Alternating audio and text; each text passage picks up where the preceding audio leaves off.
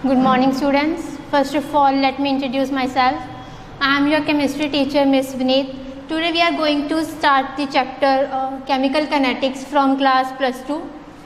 ਅੱਜ ਆਪਾਂ 4 topics discuss ਕਰਨ ਜਾ ਰਹੇ ਹਾਂ। फर्स्ट ऑफ ऑल ਪਹਿਲਾਂ ਆਪਾਂ ਕੈਮੀਕਲ ਕਾਈਨੈਟਿਕਸ ਦੀ ਇੰਟਰੋਡਕਸ਼ਨ ਦੇਖਾਂਗੇ, ਮਤਲਬ ਕੈਮੀਕਲ ਕਾਈਨੈਟਿਕਸ ਹੁੰਦਾ ਕੀ ਹੈ। ਫਿਰ ਆਪਾਂ ਉਸ ਤੋਂ ਬਾਅਦ ਦੇਖਾਂਗੇ ਰੇਟ ਆਫ ਰਿਐਕਸ਼ਨ ਕੀ ਹੁੰਦੀ ਹੈ, ਉਹਦੀ ਡੈਫੀਨੇਸ਼ਨ, ਫਿਰ ਉਹਨੂੰ ਐਕਸਪ੍ਰੈਸ ਕਿਵੇਂ ਕਰਦੇ ਨੇਗੇ, ਮਤਲਬ ਉਹਨੂੰ ਲਿਖਣ ਦਾ ਵੇ ਕੀ ਹੈ, expressing the rate of reaction.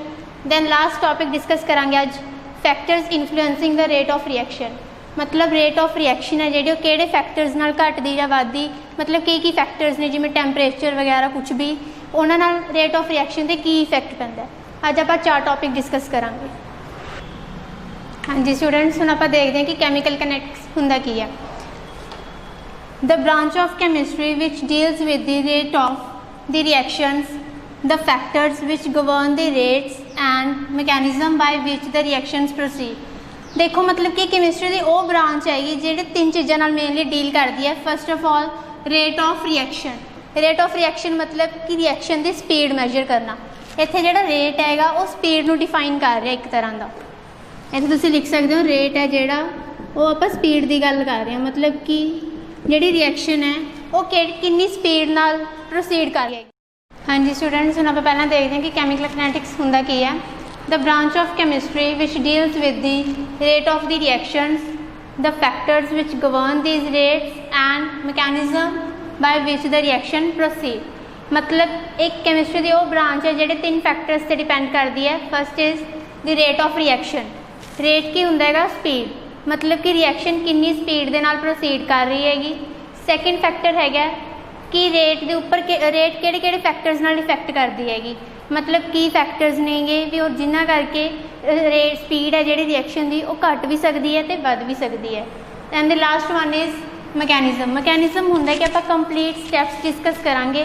कोई भी रिएक्शन है जो आपां 2 रिएक्टेंट्स नूं मिक्स कर देंगे तो वो नंबर ऑफ स्टैप्स ने जिहड़े इनवॉल्व होंदे नेगे ताकि अपने को लास्ट प्रोडक्ट बन सके। उन मतलब सारे ओवरऑल स्टैप्स नूं असीं मैकेनिज्म कहने आंगे। ये आपां 3 चीज़ां इस कैमिकल काइनेटिक्स दे विच डिस्कस करांगे, ठीक है। हुण उस तो बाद साडे कोल रिएक्शन मेनली 3 टाइप्स की हुंदी है। First one is takes place instantaneously. Instantaneously मतलब कि जिहड़ी रिएक्शन नाल दी नाल प्रोसीड कर जाती है, ईवन सैकेंड्स दे विच हो जाती है वो कंप्लीट। अपने कोल एग्जांपल हैगी है AgNO3 प्लस NaCl, प्रोडक्ट बनूगा साडे कोल AgCl प्लस NaNO3, ठीक है। जिहड़ी रिएक्शनस नाल दी नाल प्रोसीड कर जांदियां ने उहदे विच आउणगे आयनिक कंपाउंड्स,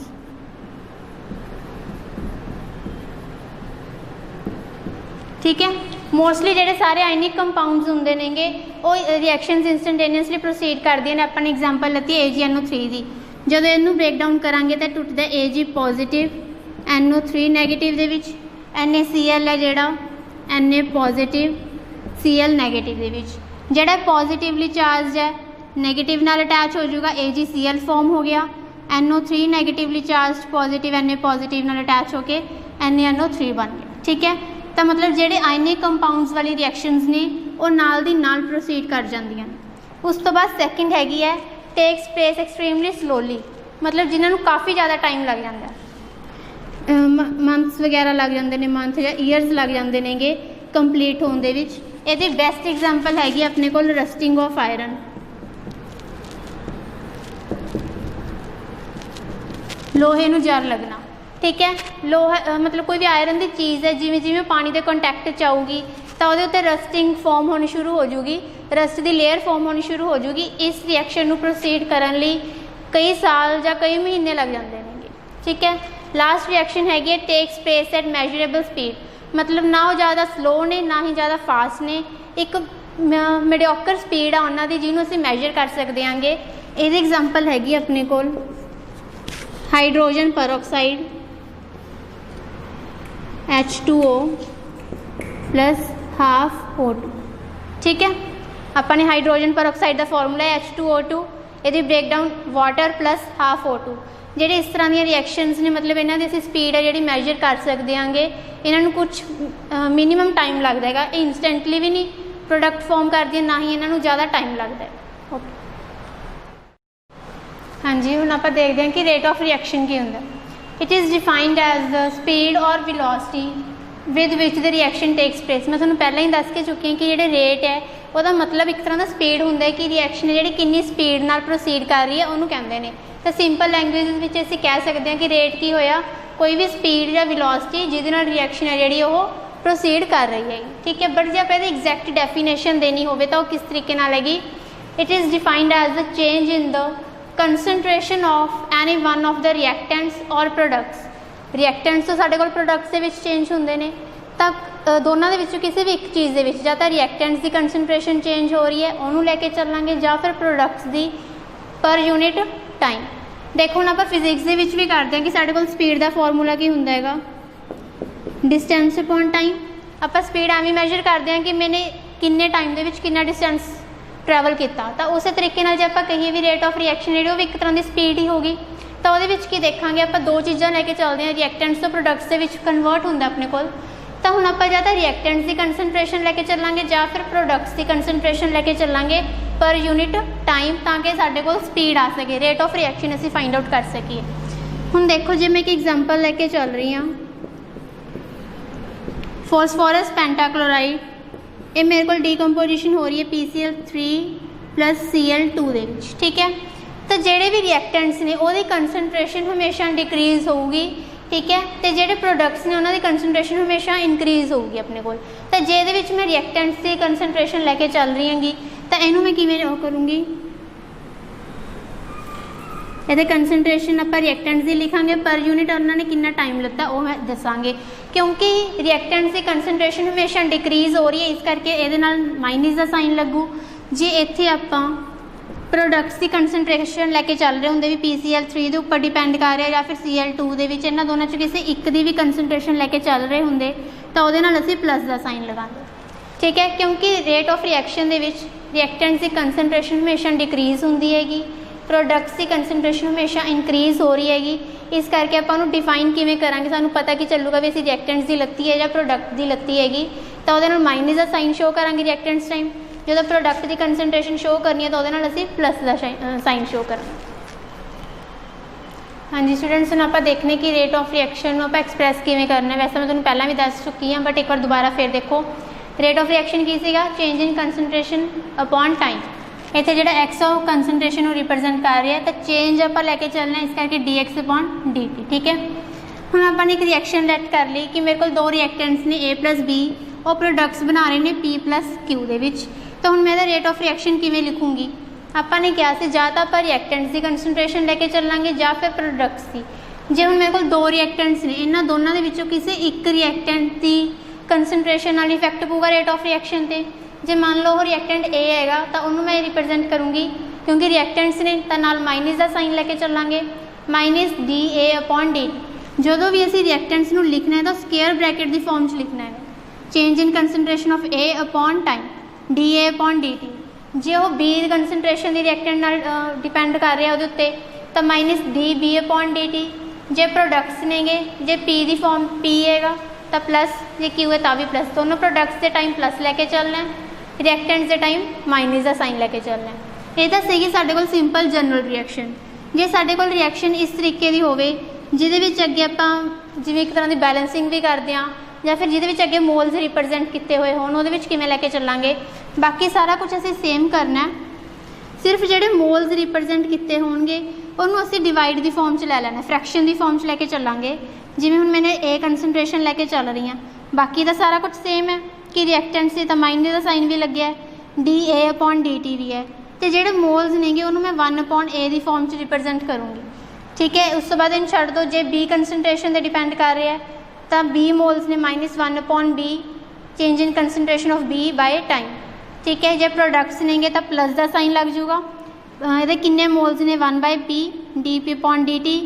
उस तो बाद जे Q की कंसनट्रेशन लैके चल रहे हैं तो प्लस का साइन, क्योंकि प्रोडक्ट्स ने 1/Q dQ/dt, ठीक है। तो इस तरीके नाल आपां रेट ऑफ रिएक्शन नूं रिप्रजेंट करना है।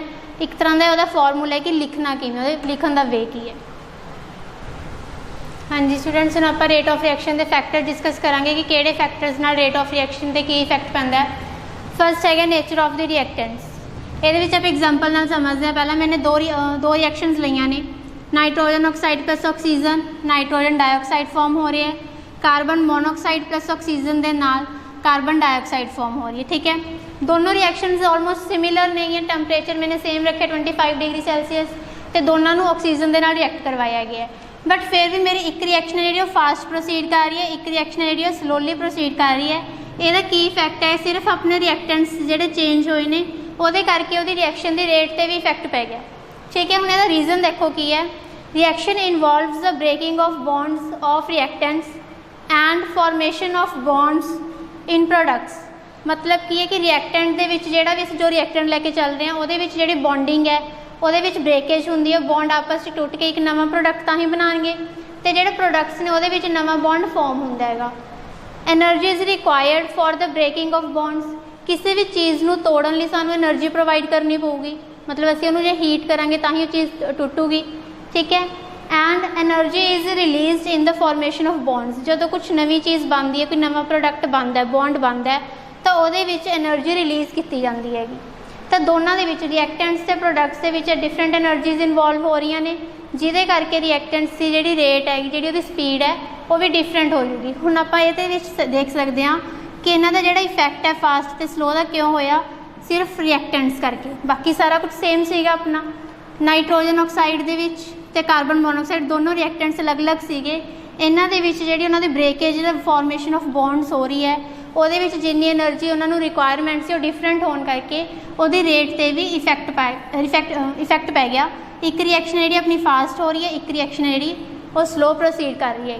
ठीक है, तो आप नेचर ऑफ रिएक्टेंट्स की रीजन देवांगे कि हमेशा साडे कोल रिएक्टेंट्स दे विच बॉन्ड है जिहड़ा टुटूगा, ब्रेक होऊगा, तो प्रोडक्ट्स दे विच जिहड़ा बॉन्ड है फॉर्म हुंदा है, जिहदे करके एनर्जी जिहड़ी सानू different they amount they which required हुंदी है, क्योंकि किते असीं एनर्जी प्रोवाइड कर रहे हैं, किते एनर्जी रिलीज़ हो रही हैगी, जिहदे करके डिफरेंट एनर्जी होने करके रेट है जिहड़ी वो भी डिफरेंट हो जाती है।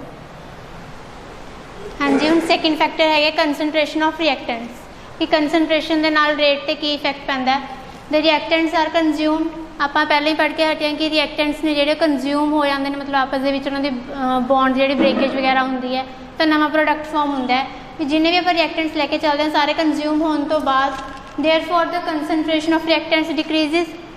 जो कोई चीज़ आप कंज्यूम कर रहे हैं, आप लै रहे हैं, तो वो कंसनट्रेशन वो अमाउंट है जी घटती जाऊगी, जिहदे नाल रेट ऑफ रिएक्टेंट्स ने जिहड़े वो जिन्हां दी स्पीड है जी वो भी घटती जाऊगी। ठीक है, जिवें जिवें टाइम के नाल रिएक्टेंट्स की कंसनट्रेशन घटूगी तो सेम उवें रेट ऑफ रिएक्टेंट्स ने जिहड़े वो भी घटती जाऊगी। इन्हों आप ग्राफिकली रिप्रजेंट कर सकते हैं concentration with respect to time, कि जिवें जिवें मेरी कंसनट्रेशन घट रही है कि टाइम के नाल, तो रेट ऑफ रिएक्टेंट्स ने जिहड़े वो भी घटते जा रहे हैं। ठीक है, तो एक तरह का आप ये कह सकते हैं भी जिहड़ी रेट ऑफ रिएक्टेंट्स ने कंसनट्रेशन के डायरैक्टली प्रपोर्शनल है, भी जो कंसनट्रेशन घटूगी तो रेट भी मेरी घट रही है। जे बाय चांस हम जिवें प्रोडक्ट्स के विच आपां कहने हैं कि मेरी कंसनट्रेशन वध रही है कि प्रोडक्ट्स की, तो उस टाइम आपां कहांगे कि रेट ऑफ प्रोडक्ट्स की जिहड़ी रेट है, उसकी जिहड़ी स्पीड है वो भी वधदी जा रही हैगी। ठीक है, थर्ड फैक्टर है अपने कोल temperature of the system. Temperature नाल की इफैक्ट पैंदा है, जिवें जिवें आपां किसी भी रिएक्शन दे विच टैंपरेचर वधावांगे, मान लो पहला मैंने 25 डिग्री सैल्सीयस से कोई रिएक्शन करवाई हैगी, उस तो बाद मैंने उसका टैंपरेचर इंक्रीज़ करता 40 डिग्री सैल्सीयस करता, तो जी वो रेट हैगी वो भी वध जूगी, मतलब वो स्पीड उन्नी वध जूगी, उन्नी जल्दी वो रिएक्शन प्रोसीड करूगी जिन्ना मैं टैंपरेचर वधांदी जाऊँ। ठीक है, उस तो बाद लास्ट फैक्टर की है अपने को प्रेजेंस ऑफ कैटालिस्ट। पहला देखो कैटालिस्ट की हुंदा हैगा, a catalyst is a substance which increases the speed of reaction without itself being consumed in it. Catalyst कोई भी वो सबस्टांस है जिहड़ी रिएक्शन की सिर्फ स्पीड इंक्रीज़ करता है, वह काम ही यही होंगे कि उन्हें रिएक्शन की स्पीड इंक्रीज़ करनी है कि रिएक्शन है जी वो जल्दी तो जल्दी प्रोसीड कर सके, बट वो खुद रिएक्टेंट्स नाल मिल के या खुद कोई भी प्रोडक्ट नहीं नवा फॉर्म करता है। ये नहीं है कि बाद में वो भी प्रोडक्ट्स के नाल एक नवा मतलब कि प्रोडक्ट्स फॉर्म करूँगा, वो बाद में एज इट इज़ बाहर निकल जाता है। सिर्फ वह काम यही होंगे कि उन्हें रिएक्शन की स्पीड इंक्रीज़ करनी हैगी। ठीक है, तो हम अज आपने 4 फैक्टर डिस्कस किए हैं जिससे रेट ऑफ रिएक्शन इंक्रीज़ होंगे। फर्स्ट सीगा nature of the reactants, second है कंसनट्रेशन ऑफ रिएक्टेंट्स, थर्ड सीगा टैंपरेचर, फोर्थ है प्रेजेंस ऑफ कैटालिस्ट। ठीक है, अज का टॉपिक अपना इत्थे खत्म होंदा हैगा, तुसीं सारे एक बार अपना रिवाइज करना। Thank you.